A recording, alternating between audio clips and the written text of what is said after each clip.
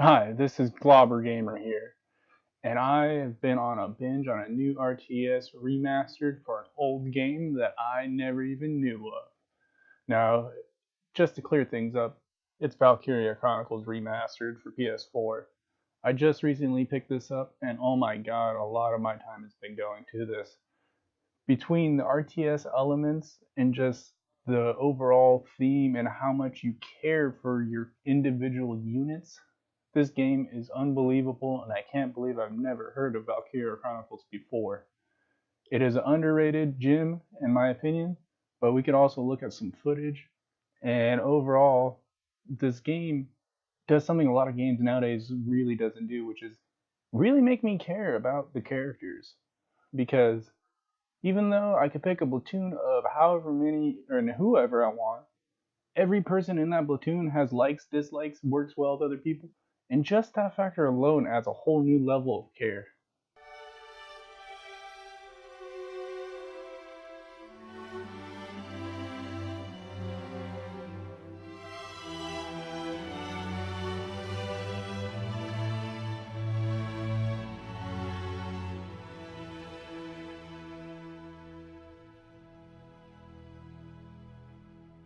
You see the book and how the layout of the story is, where you'll select the videos or your skirmishes.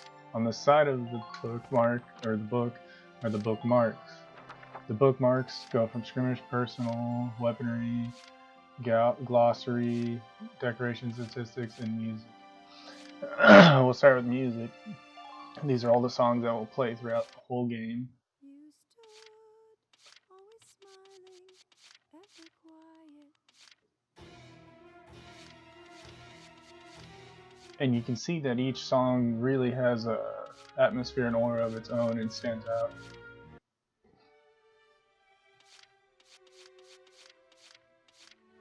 But if we go to the statistic tabs, it tells you pretty much everything in what you've done on your playthroughs.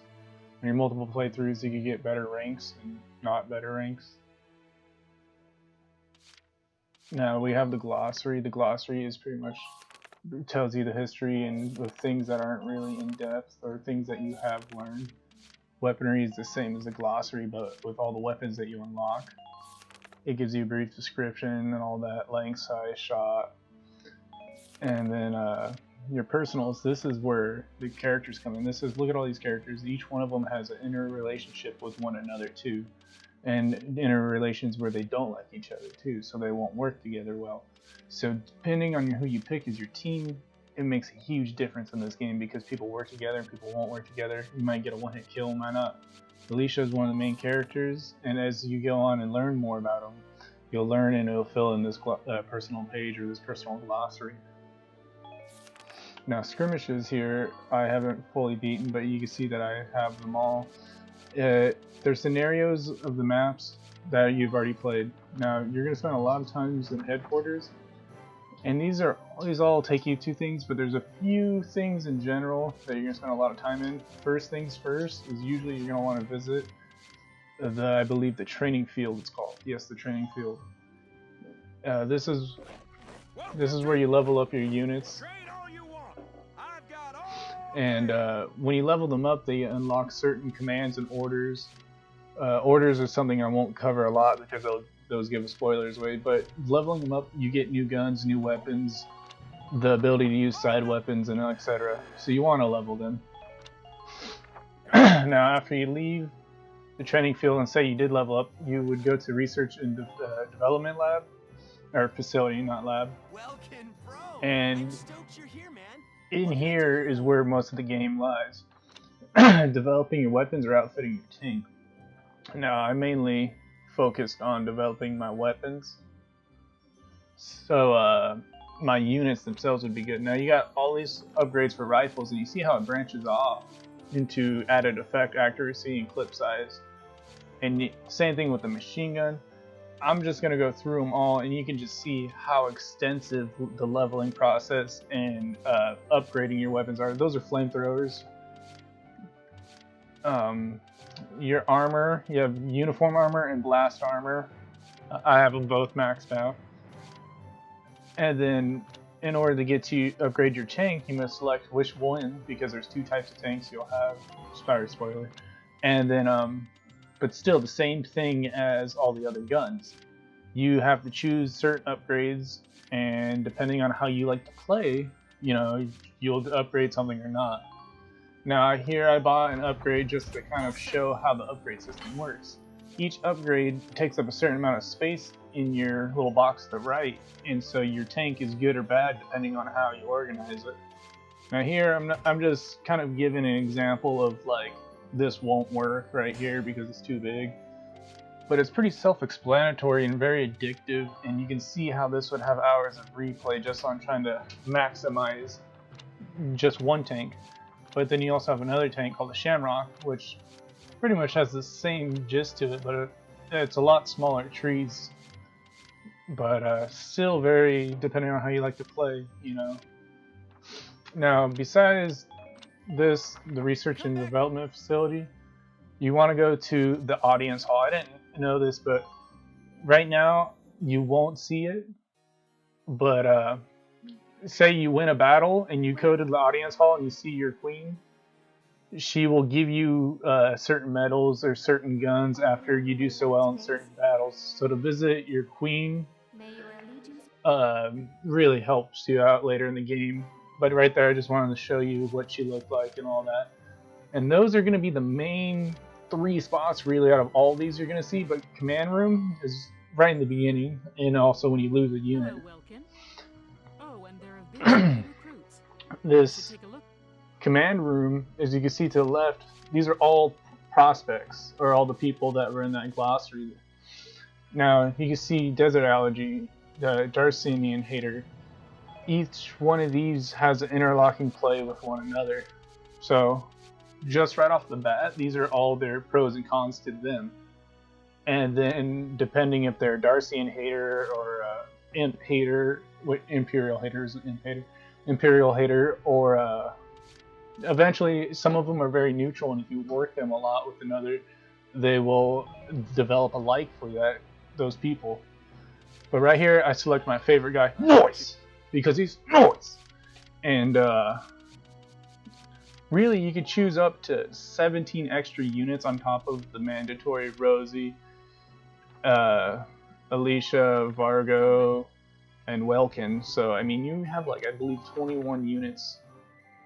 So here's if you went through those 2 colored pictures, those would be story. I'm just gonna go straight for a battle, just so you guys can get a quick glance at the very basics of the mechanics in this game. Now, usually before every battle, it gives you this board right here. It tells you failures and win. Let's get started. Now most, you won't see it here in this video, but most battles will let you pick and choose what units you want. But since this is the very first one, you can't choose selection. This kind of falls into the story without ruining anything. But I'm gonna let this next little section speak for itself. Also, you see how I rotated through the weapons? You know, just depending on how you like to play, your upgrades factor into what you can rotate through. Now, since I maxed out my grenades, you know, that happens. But if it weren't maxed out, that wouldn't happen. But I'm gonna let the next couple minutes just speak.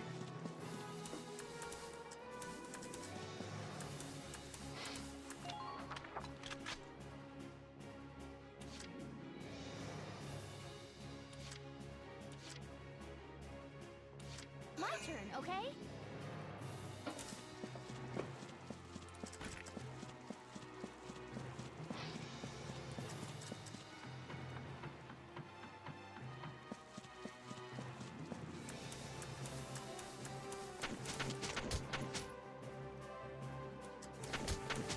Now, to interrupt one last time, the way this is, how this is RTS, besides the measuring of your movements, the enemy players will only counter shoot to you every time you step. So say a unit shoots 2 bullets for every like turn or shot or clip or whatever you want to call it. So say you run across a guy who shoots 2 bullets per move. So if you stop moving after he shoots his 2, that enemy unit will not shoot until you move or decide to make another action or shoot them. And if you shoot them, they always will retaliate shot if they can. Meaning, if they're close enough, so say like, you know, if a sniper shoots you, a guy with a handgun isn't just going to shoot back at the sniper, you know. Right there, also, you can, that was a healing ability. All units have the ability to do a light heal. You can heal yourself or heal your allies. As I did, I just healed Alicia, the town guard. And now you can see also, since they're scouts, they can shoot far. And so, as you saw how the enemy ran up, the scout shot back and countered it. So depending, so see how I stopped moving, how you stopped firing. That's part of the RTS element, is you can kind of see it a little more.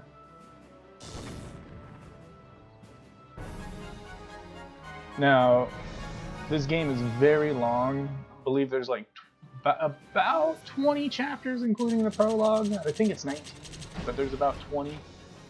And they just get more and more intense as they go. And I don't want to give any spoilers, so I only did the first mission. There's a lot of cool features still not there that you won't see. But here this explains character depth, and there's a lot of videos that add to depth like this, and I'll be quiet.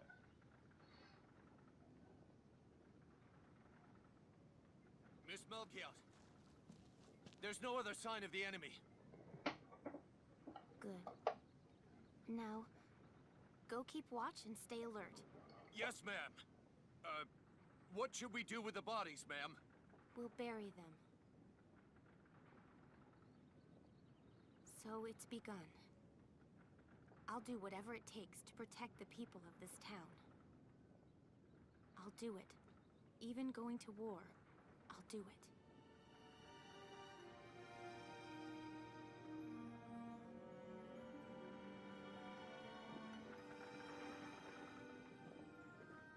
What are those? Seeds from the lion's paw. It blooms white, small, simple, and strong. I want to be able to remember, once the war is over, that it wasn't all just people killing people. That even in war, there was also new life.